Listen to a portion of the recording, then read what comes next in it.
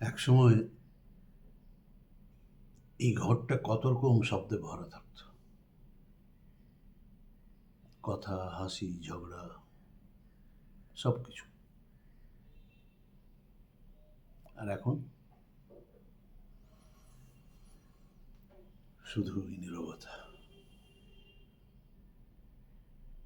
ঘড়ির কাঁটার শব্দটা এত জোরে শোনা যায় কখনো বুঝিনি। প্রত্যেকটা সেকেন্ড যেন মনে করিয়ে দেয় আমি কতটা একা।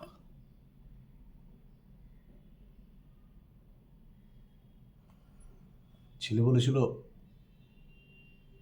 বাবা যেতে হবে কাজে, পরে তোমাকে নিয়ে যাব।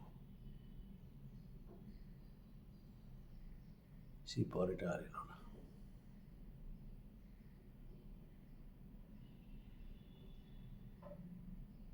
আজ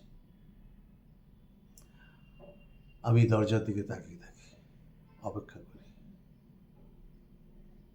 হয়তো সে আসবে, আবার পুরনো দিনের মতো বলবে, বাবা।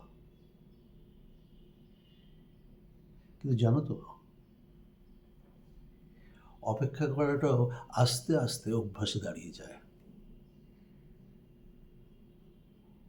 তখন একসময় অপেক্ষা করাটাও বন্ধ হয়ে যায়।